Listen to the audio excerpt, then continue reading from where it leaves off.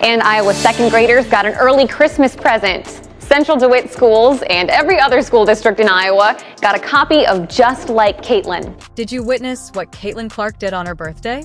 She lit up hundreds of children, not just blowing out candles. Can you believe that books will be used in futures?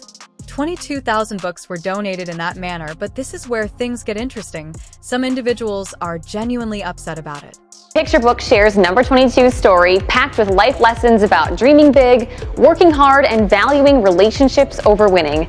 The donation was made by Dixon and Luann Jensen, parents of the Caitlin Clark book's author. You may be wondering, how could anyone be upset about giving books to kids? Well, buckle up, because we're going to delve into the crazy world of sports philanthropy and why Clark's move is making such a stir. Trust me, it's not what you would expect, and what Caitlin Clark just did off the court is even more significant than her three-pointers. The collaboration between Clark's Foundation and Scholastic is not just any collaboration. In fact, 22,000 books will be distributed to schools who truly need them. 22,000 brand new children's books will be distributed to various programs that can reach children in need. And it's thanks to the Caitlin Clark Foundation and its new partnership with Scholastic. Today, the foundation announced this significant book donation along with an ongoing collaboration with Scholastic's National Literacy Program. You may be thinking, well, that's nice, but what's the big deal? Well, this is where things start to become really fascinating, because these novels aren't just about Iowa. Clark isn't only thinking about her home state, she's also bringing love to Indiana. Can you believe it? She's utilizing her celebrity to improve underprivileged communities and literacy in 2 states. She seems to be providing assists off the court as well. But hold on, there's more, and you won't see this coming. The books aren't only going to schools. They're also being given to other organizations that can help the most underprivileged children. We're talking about elementary schools, middle schools, and even children's hospitals. It's as if Clark is passing down her knowledge to every child she can. On Caitlin Clark's birthday, the Clark Foundation announces a partnership with Scholastic National Literacy Program to donate 22,000 books to under-resourced schools focusing on Iowa and Indiana. The Caitlin Clark Foundation expects to distribute the books to elementary and middle schools, children's hospitals, and other non-profit organizations. Caitlin says, reading and education have always been hugely important to my life. Cher, you may be wondering why this is such a game. Let me explain. It's not just about giving out free books. Scholastic isn't just on this team. Their representatives are incredibly proud to be working with the Caitlin Clark Foundation because they're not just putting books on shelves. They're trying to make a real impact on reading access in schools that don't have enough resources. It's about opening doors for kids who might not have had the chance to fall in love with reading and giving them the tools to dream big, just like Clark did. And in Scholastic, we're proud to collaborate with the Caitlin Clark Foundation to impact reading access in under-resourced schools. However, this is when things start to become really fascinating. This book contribution is a component of something larger than a one-time event. Clark's initiative and Scholastic's National Literacy Program are working together to raise awareness of the issue of reading access. They want people to realize that not all schools have the same resources when it comes to books and reading, so they're not just giving out books. The goal is to create awareness and impact of early age reading access in under-resourced schools. Clark says reading and education have always been important in her life, and she wants to help kids develop reading skills and open their imaginations to dream big. Today, by the way, is also Caitlin Clark's 23rd birthday. Ooh, just 23 years old. Man, happy birthday, CC. Happy birthday! What does all of this mean, then? Not only is Caitlin Clark transforming the game on the court, but she is also using her fame, success, and 23rd birthday to truly impact children's lives. Just when you thought Caitlin Clark could get any more amazing, she goes out and does something on her birthday that has everyone talking, but it's not all glory and confetti. Some people are criticizing Clark's good deed, and you won't believe their motivation. Are we asking too much of our young athletes? Let's take a closer look at what's actually happening. You would think that everyone would be cheering, but hold on to your seats because this birthday surprise is causing some serious drama. While most 23-year-olds are out partying on their birthday, Clark is out changing lives. She's not just scoring points on the court, she's scoring big for kids who need it most. this is a nice sentiment, but it's completely misdiagnosis of the reading problem. Man, that's the thing. Oh my god, the goalpost is always going to move. Her job is to, fix the literacy problems. Not just let me just donate books, let me just do this for my charity. Her job is now to make sure every kid can read. Her job is to fix the fundamental flaws with the United States education system. Now, don't misunderstand. Many people are praising Clark and saying that she is an inspiration to young athletes everywhere. After all, who doesn't enjoy watching a sports star use their fame for good?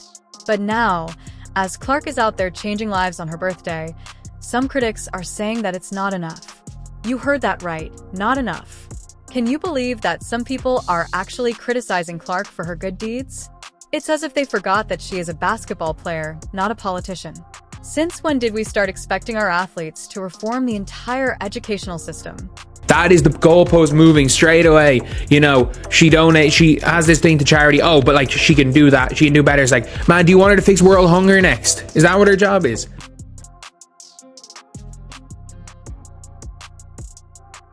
Yeah, she is a 23-year-old, or was when she made the decision. She was a 22-year-old basketball player. She cannot fix a fundamental flaw in the United States educational system. You might be thinking, wait a minute, isn't any help better than no help? And you'd be right, but this backlash against Clark's efforts is where it gets really interesting. It shows how we sometimes put way too much on our athletes' plates. We want them to be superheroes who can solve all of our problems with a single. So yeah, Caitlin Clark is just a good person, isn't she? It's funny with all the haters and everything towards her, credentialed WNBA journalist saying that she uses all the privileges of she acts like a white teenage boy and uses those privileges, and the school SH00TER person, obviously, give them their WNBA credentials and all, but they'll make it seem like she's the devil, but she really is just a good person. But let's consider this. Is it reasonable to expect a young athlete to know everything? Should we be placing this much pressure on someone who is already outperforming most people her age? It's getting everyone talking and making us reevaluate our expectations for our sports stars. If you believe that book donations are amazing, wait until you hear what Clark accomplished on the basketball court this year. She not only broke records, but she completely destroyed them. We're talking about leaving legends in the dust. Plum Kelsey, Morovic, Pete Woodward, Lynette. In a single season, 22-year-old phenom Clark rewrote the entire NCAA record book, surpassing them all. Between her 22nd and 23rd birthday, Caitlin Clark broke Kelsey Plum's record, then broke Pete Maravich's record, then broke Lynette Woodward's record, which is obviously was in between those two, I think. Let's take a look at Kelsey Plum's all-time NCAA women's basketball tournament scoring record. She didn't stop there either. Pete Maravich, the man they dubbed Pistol Pete, was completely outplayed by Clark, who broke his record for the most points in a season. It's as if she's playing a whole new game. For the record, she ties it with that one. This for college basketball history. She does it with a foul shot. Caitlin Clark becomes the all-time leading scorer in major college basketball history. Here's where it gets really interesting, though. Remember that game against South Carolina? That was a battle, and Clark had to contend with some difficult opponents. It was like David versus Goliath. She was up against players like Ashlyn Watkins and Camila Cardoso, who were giving her a hard time. The player matchups and this match were serious business, and they tried every fiber of Clark's competitive spirit. Beat Paige Beckers, and in fairness lost to a South Carolina team because she had Hannah Stuckey trying to guard Camila Cardoso and Ashlyn Watkins. But obviously that was going to be extremely difficult. And then obviously she did what she did in the WNBA last year. You may be wondering, okay, so she had a difficult game. What's the big deal? Well, this is where Clark's genuine personality comes through.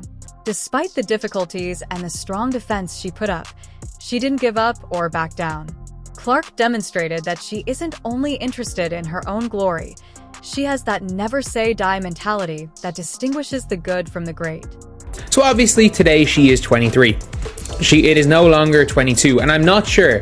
Look, I don't know how many people of all time have had better 22-year-old years than Caitlin Clark. Coaches and commentators are taking note, and they're not just complimenting her on-court abilities. They're also discussing her leadership, her effect on her teammates, and even her impact on the community. It seems like Clark has an aura that uplifts everyone. Like, I wonder how many 22-year-olds have better years. And like, I'm not Messi, maybe Ronaldo. Whatever age was Usain Bolt 22 in 2008? If he was, maybe Usain Bolt in 2008. You may be asking how all of this court-related stuff relates to book donations, and the answer is right there. You won't believe this, but Clark is out there shattering records left and right, and you think the NBA would be all over her like white on rice, right? Well, the kicker is that they're essentially silent. It's like they have LeBron-level talent on their hands, and they're treating her like another player.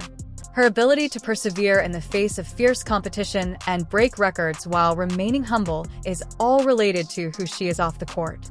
I think the players are bigger and more important to the WNBA. I do. Like, look, I think the players are bigger than the league. I think there are a lot of players bigger in the league. Obviously, Caitlin Clark being the biggest of all of them. But wait, it's not just Clark who is failing. The NBA has an entire roster of incredible players, and they hardly mention any of them. It's as if they have a wealth of talent and have forgotten where they put it.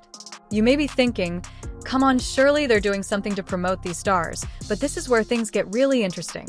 The NBA's marketing strategy is as shaky as a rookie's first day of training camp.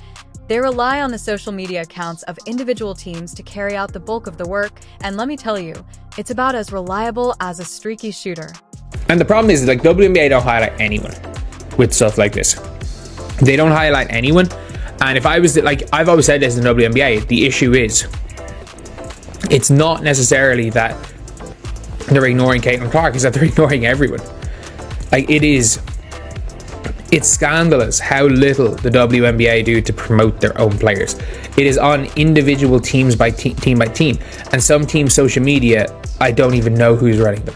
You understand how, in contrast to the NBA, which has entire teams devoted to making their players appear like superheroes on social media, the WNBA is dealing with a lack of funding and staff. It's as if they're competing for a title with a high school squad. You know, like, I literally know with the NBA, they have different social media admins for everywhere. Like, I know a guy who used to run NBA Europe's account. Like, all of these guys are running accounts, they're doing all this type of stuff. But here's the real head. Scratcher the WNBA is set to rake in $200 million a year from TV deals. That's not chump change, folks, so why aren't they investing in their stars? It's like they've got a golden ticket, and they're using it as a bookmark. Now here's where it gets good. Some experts are saying all it would take is 5 people, just 5. Can you imagine 5 dedicated social media wizards could turn this whole thing around? We're talking graphic designers, video editors, content managers. The whole shebang. It could be the game changer the WNBA needs. The WNBA has the money to hire 5 full-time social media people. To hire 5. You get one dude whose job it is to, you got what? 2 editors, 2 graphic editors, one guy, or 2, like, well, a graphic editor, a video editor, 2 people whose jobs it is to basically hunt down every single thing in news. And then, to be fair, you need maybe one for that. They can just contact all the teams. If any of your players are doing anything, let us know. And one person to proofread and okay all the posts and make sure everything's okay. Think about it. Clark's already making waves without much help. Imagine if she had a whole team hyping her up, showing off her skills and connecting with fans. It wouldn't just be Clark either. Every player could get their moment in the spotlight. You might be wondering, why does this matter? Well, let me tell you. It's not just about likes and shares.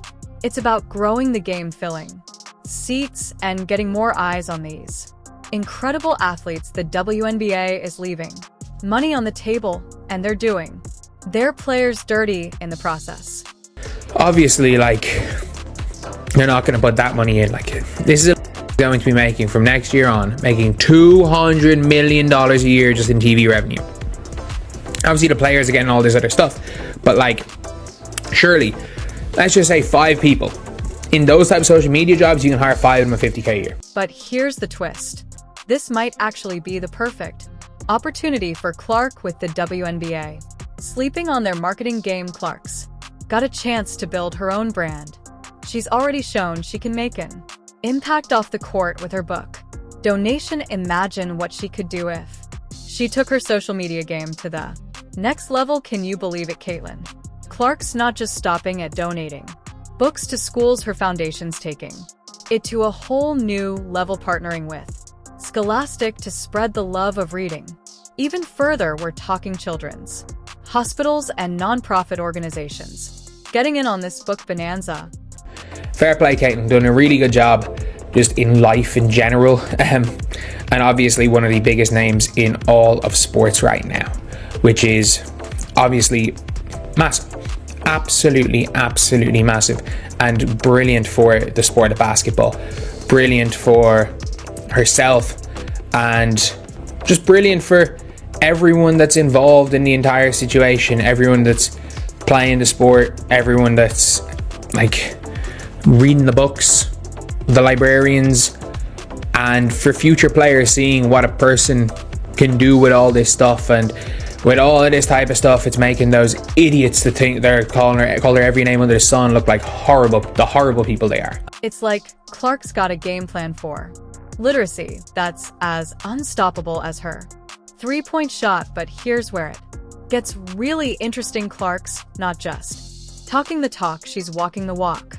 When it comes to education, this girl's been all about hitting the books her whole life, and now she's making sure other kids get the same chance. It's like she's dishing out assists off the court too. Now you might be wondering, is this enough? Should athletes be doing even more for their communities? Clark's out here changing lives, but some folks still want more. What do you think? Is Clark setting the bar, or should we expect our sports stars to be superheroes in every part of life? One thing's for sure, Clark's proving that being a baller isn't just about what you do on the court, it's about how you change the game of life for others too.